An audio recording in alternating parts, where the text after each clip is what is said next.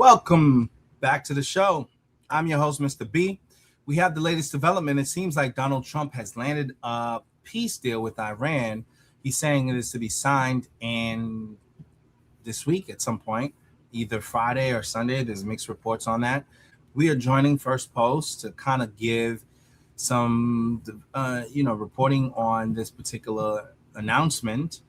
There's also an announcement that there's a rift between Donald Trump and Benjamin Netanyahu over the terms of this deal. That being said, I don't really have the full details on that, but we'll go ahead and report utilizing First Post. Let's go ahead and jump right into that.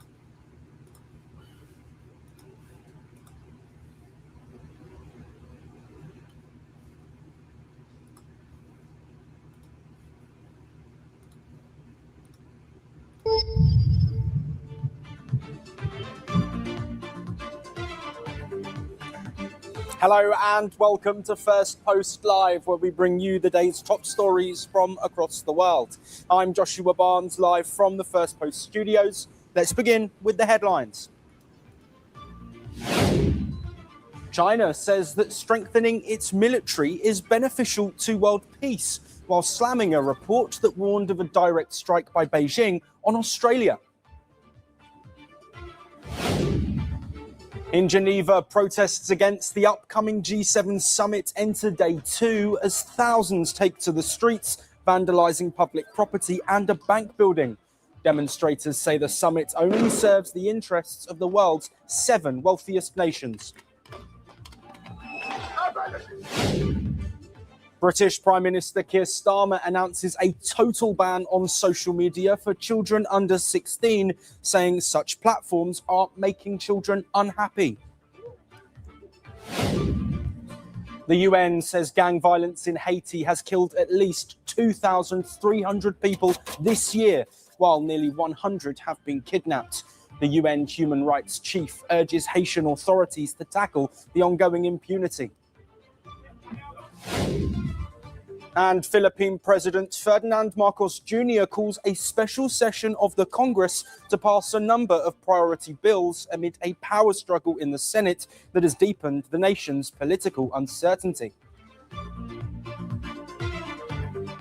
After more than 3 months of war, missile strikes and fears of a wider regional conflict, a major breakthrough may finally be on the horizon. The United States and Iran have reached a preliminary peace agreement aimed at ending the West Asia war. The deal is expected to be formally signed in Switzerland on June the 19th. US President Donald Trump is expected to attend the signing ceremony.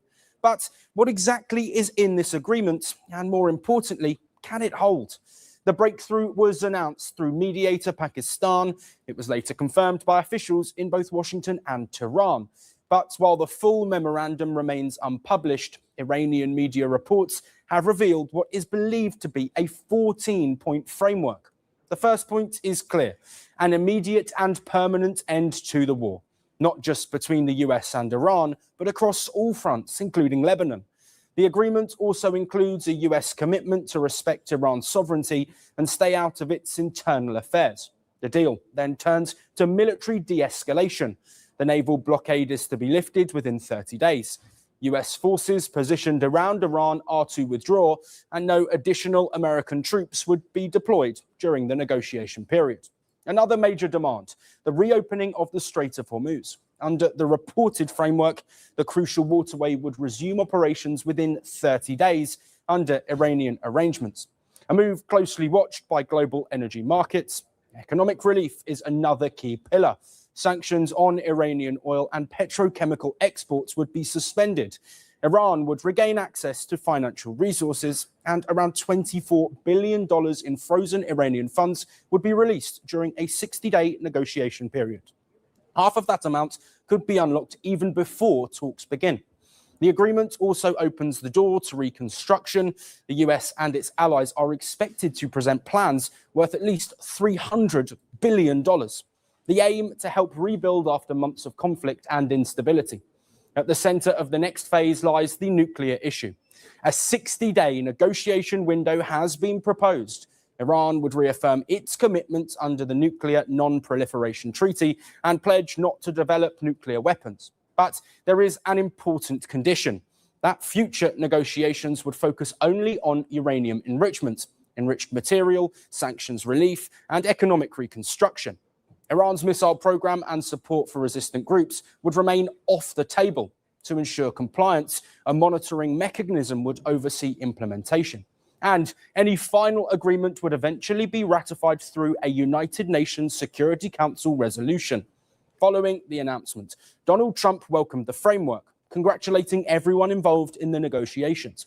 Meanwhile, Iran's Deputy Foreign Minister Kazem Garibabadi has stressed that implementation will be the real test. According to him, specific plans are already being prepared to monitor US commitments under the agreement. We have no trust whatsoever in the enemy. Why are you not investing in tax liens? No, seriously. Why are you not investing in...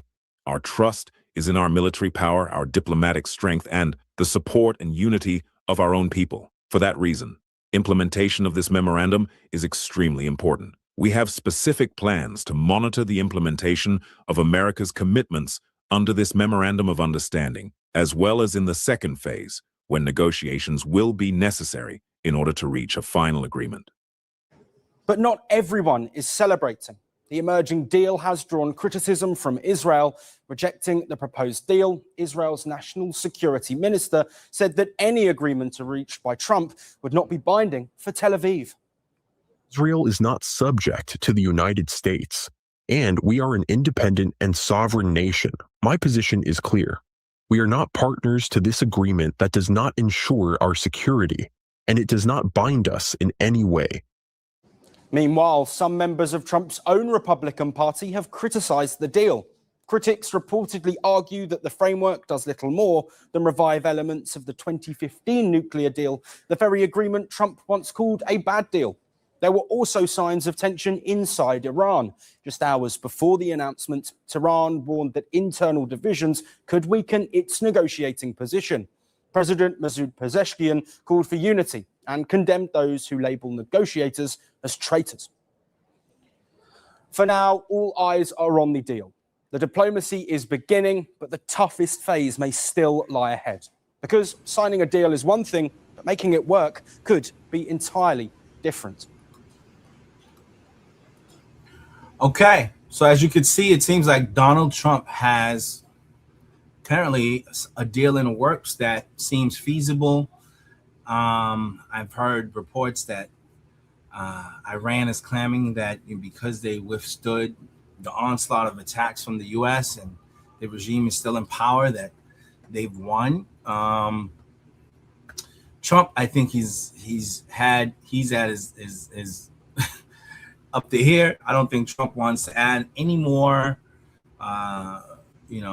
resources towards this conflict. I think he's ready to move on, and he's ready to walk away from the situation. So naturally, Donald Trump is looking for the exit ramp. Unfortunately, I don't think that Israel's agenda is very clear in terms of what they define as success. Sure, the U.S. attacked Iran. Sure, there were issues pertaining to Iran's nuclear proliferation. Sure, there was a number of other threats. I think there's been significant damage done to Iran. I think they know that the U.S. is serious. And I think, really and truly, Trump made his point. He's willing to attack if there's any real threats to one of his allies. And unfortunately, I just don't know that that's enough for Israel. I think they have their own agenda and things that they want to have accomplished. And because the two things don't seem to be aligned, I think there'll be some conflict that continues to proceed. Like right now, they're attacking Lebanon. I couldn't tell you for the life of me why. They want to create a buffer, or is it a land grab? I don't know. But I think Trump's at the point where it doesn't seem like he's okay co-signing something that does not align with his initial agenda. especially not at the cost of being dubbed the villain and the cost of this war, the lack of oil, the cost to real people in America. I think it's taking its toll, and Trump can see a little down the road, and he can feel in his gut this will have an effect on the midterms, and thereby putting him at risk for potentially getting impeached. So that being said, I think Trump is doing the right thing by exiting stage left as soon as possible. The question is, though, can he get out? They continue to attack, Israel continue to attack Lebanon, and it's continuing to cause a rift.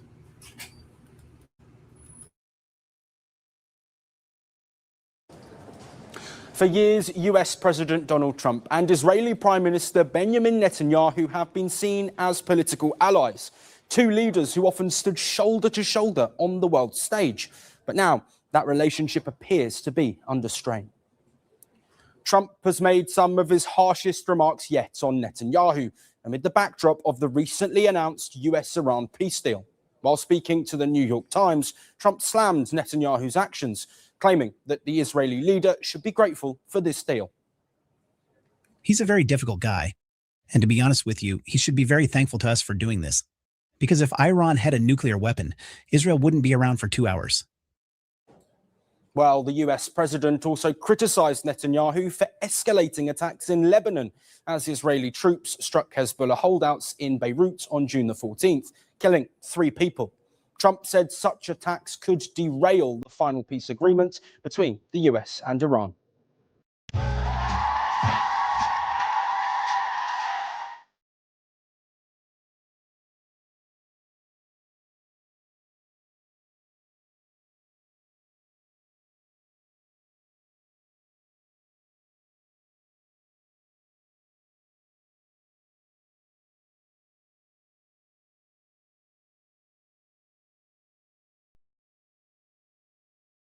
We finally moved from California to Virginia, and it was the best decision we ever made. Right. Except for one thing. I'll get to that part in a second because it almost ruined everything. Right. But first, we left Los Angeles last August, and the change was immediate. $3,800 a month for a 2-bedroom apartment in Silver Lake. Now we've got a bigger place in Richmond for a fraction of that. An actual house with a yard, a driveway, space to breathe. Groceries cheaper, gas cheaper. My wife landed a job offer right here in Richmond, and the salary stretches in ways Los Angeles never allowed. Neighbors brought food the first week. In Silver Lake, we lived next to the same people for 4 years, and I couldn't tell you their names. Everyone told us we'd regret leaving California. Honestly, we've never been happier, except for one thing. And it's so ridiculous. I sat there for a full minute just staring at my phone in disbelief. It's the car insurance rate here. Absurd. In California, I was paying $312 a month for 2 cars. Brutal. But California brutal, meaning you've just accepted it as the cost of existing. I called to update our address to our new place off Broad Street. They put me on hold. Then they said, okay, everything's updated. Your new rate is $389 a month. I said, wait, what?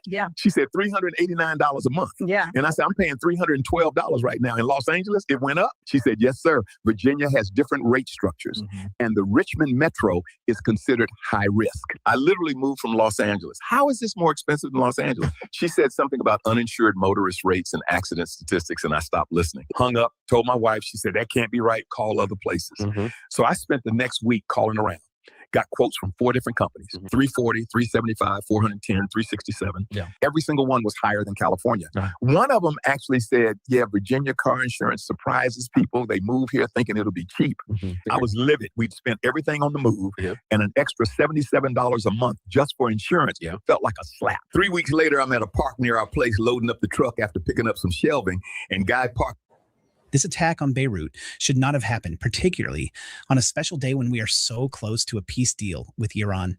Israel has the right to defend itself against threats, but the attack it was responding to was very small and meaningless. Nobody was hurt, injured, or killed, and should not disrupt this important process. Well, as per the agreement, all military operations, including those in Lebanon, must be halted, and negotiations will resume between the US and Iran on several issues.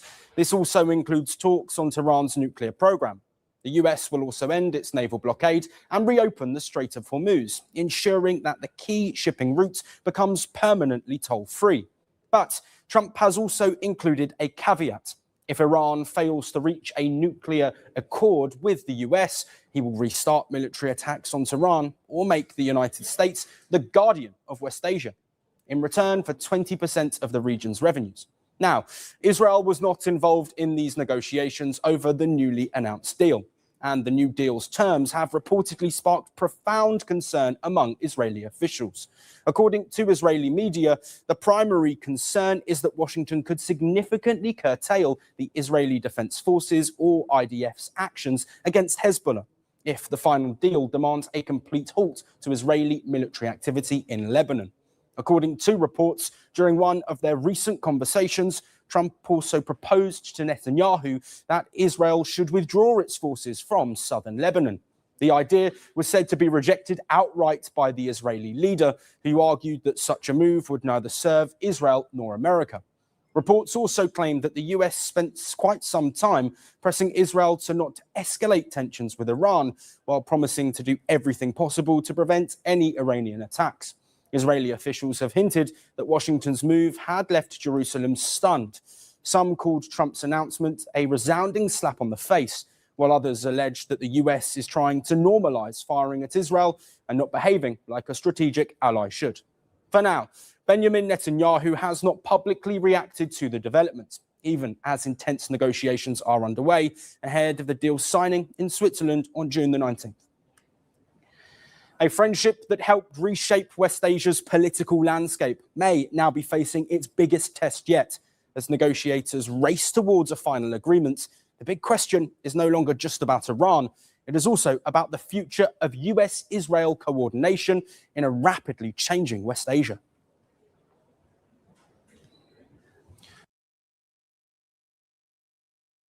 Moving on, the war between Russia and Ukraine has dragged on for longer than World War I.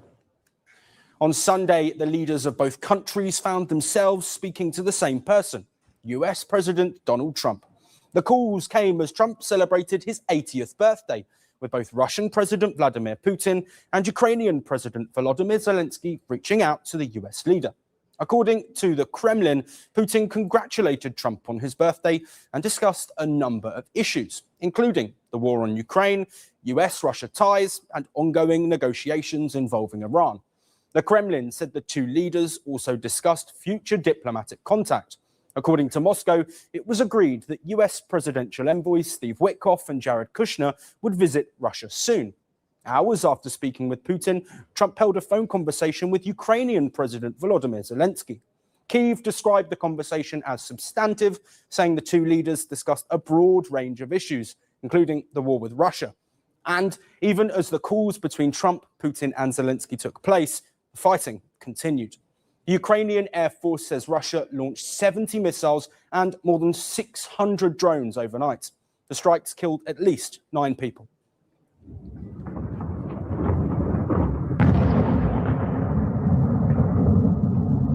If you want to start an online business, you have to understand that 90% of people running agencies right now are poor.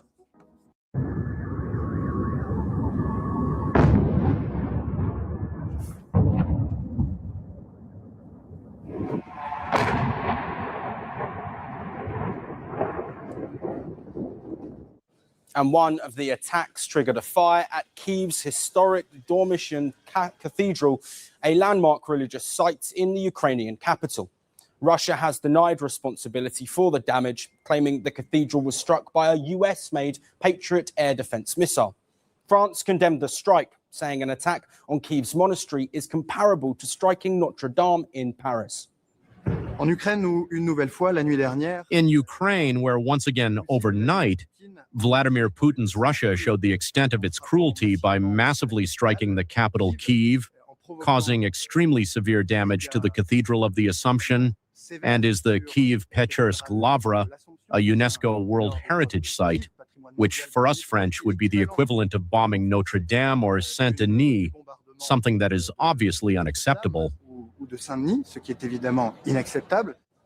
Well, at the same time, Ukraine carried out strikes inside Russian territory. Russian authorities say that Ukrainian attacks south of Moscow killed at least 3 people. So for now, the calls between Trump, Putin and Zelensky have added another round of high-level engagements with efforts aimed at addressing the conflict. But on the ground, the war continues as both sides report new casualties and fresh attacks. And India's Prime Minister Narendra Modi has arrived in Slovakia. The visit is a historic one. It is the first visit by an Indian Prime Minister to Slovakia since the country's independence in 1993. PM Modi arrived in Bratislava for the second leg of his three-nation European tour. He was received by Slovak Foreign Minister Juraj Blana. The Prime Minister was also accorded a traditional bread and salt welcome. The ceremony reflects a long-standing Slovak tradition. Bread symbolizes prosperity, while salt represents friendship and goodwill. PM Modi described the gesture as a reflection of Slovakia's cultural heritage. The Prime Minister also received a cultural welcome.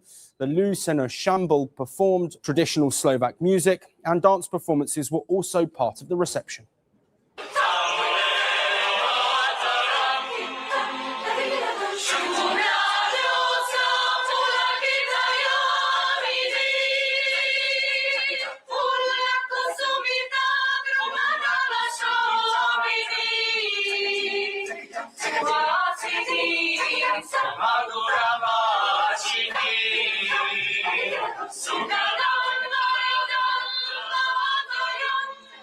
Members of the Indian diaspora gathered in large numbers in Bratislava.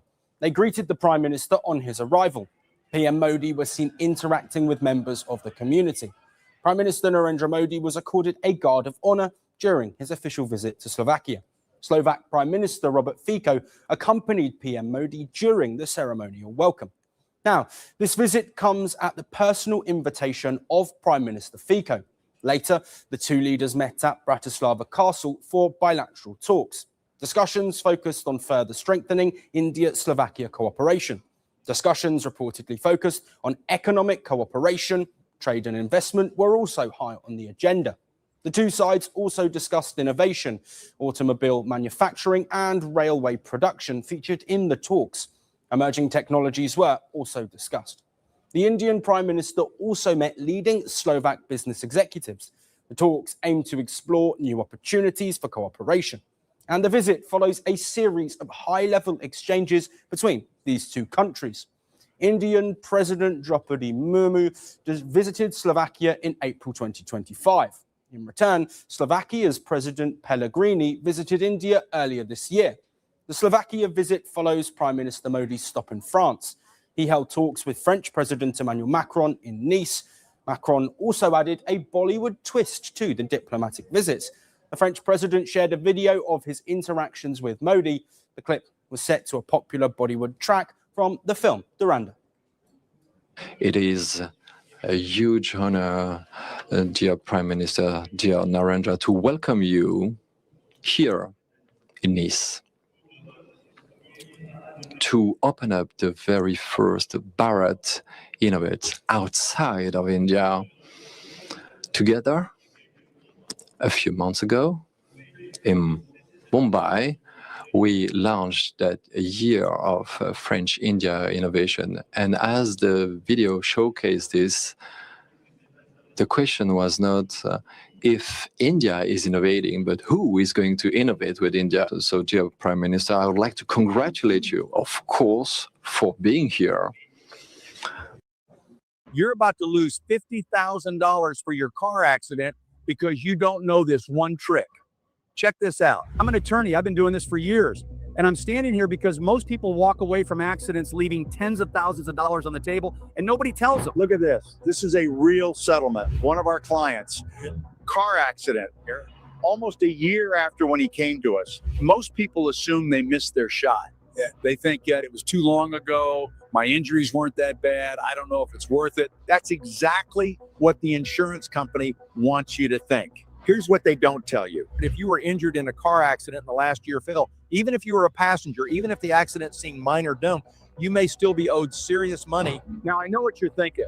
You've thought about hiring an attorney before, but you didn't because nobody gave you a straight answer. Nobody told you how much your case was actually worth. Yeah. You couldn't get clarity, so you did nothing. Yep. That's not your fault, but I want to fix that right now. There's a 15-second quiz, completely free, where you answer a few simple questions about your accident. What happened, what your injuries were, who was at fault, and it gives you an instant quote on what your case could be worth. No commitment, no upfront cost, nothing. You just find out, finally, what you're actually owed. Let me tell you about Stephen. When Stephen first came to us, he was convinced his case wasn't worth anything. Minor accident, he thought. Over a year ago, he almost didn't even reach out. After we filed his claim, he took home over $100,000. $100,000 for an accident he almost let go. That is what happens when someone finally tells you the truth about what you're owed. And here's the thing, this opportunity is limited. The resources and the legal team behind this process have capacity, and it fills up. That's why I'm out here telling people directly. If you've been in an accident in the last year, it doesn't matter how minor it seemed. It doesn't matter if you've already talked to an insurance adjuster. It doesn't matter if you're unsure. Click the link below. Fill out the 15-second quiz. Get your instant quote. If you qualify, someone from my team will reach out, lay out the full game plan, and tell you exactly how we get you that money fast. We're talking as little as the next 30 days. You've already been through the pain of this accident. The least you deserve is to be compensated for it. We are going to hold the responsible parties accountable. We are going to get you what you are owed, and probably a lot more than you were expecting. And this is really free to find out, completely free. The quiz takes 15 seconds. There's no cost to find out what your case is worth. The video you were watching on YouTube will still be there, but this, the team, the availability, the chance to actually do something about your accident, that window closes. So click the button below, fill out the quiz, begin the short process, and we will be in touch.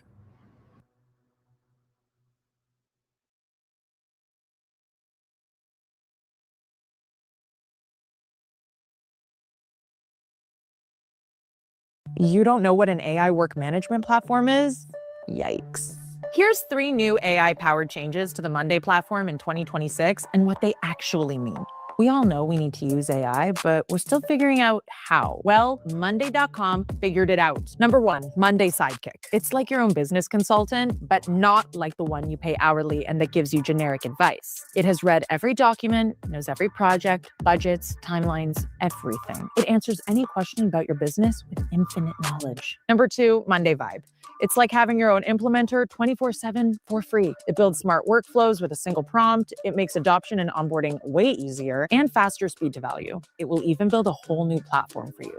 Whatever you need. Number 3, AI-powered everything. Your budget column can extract quotes from a PDF. Your copy writes itself.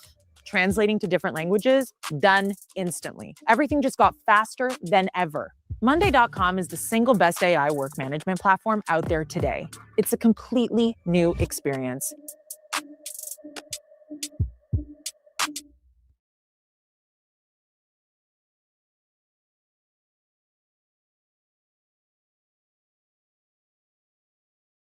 Well, at the event, the Prime Minister spoke about India's long tradition of innovation. Innovation is in India's DNA. हजारों वर्षों से भारत ने अपने knowledge और innovation से दुनिया को नई दिशा दी है। मैथमेटिक्स से लेकर एस्ट्रोनॉमी तक, मेडिसिन से लेकर के योगा तक भारत का योगदान संपूर्ण मानवता की प्रगति का आधार रहा है। And after Slovakia, PM Modi will again return to France as he is set to attend the G7 summit in Evian in June the 16th and 17th. Discussions are expected to cover global cooperation, economic growth and artificial intelligence are also on the agenda. The final leg of the tour will take the Prime Minister to Paris. He will attend VivaTech 2026. The event is described as Europe's largest technology and startup gathering. French President Emmanuel Macron is also expected to attend. So for New Delhi, the visit is also an opportunity to strengthen its outreach to the European Union. Slovakia is a member of the 27-nation bloc. And now, with talks focused on trade, technology and investments, both sides will be looking to expand their partnership. Well, that's all we have on the programme for today. We'll see you again tomorrow morning at 10 a.m. Until then, thanks for watching First Post Live.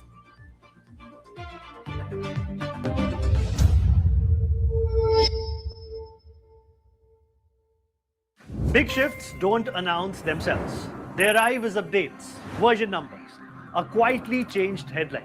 But zoom out and you'll see it. The way we work is being rewritten.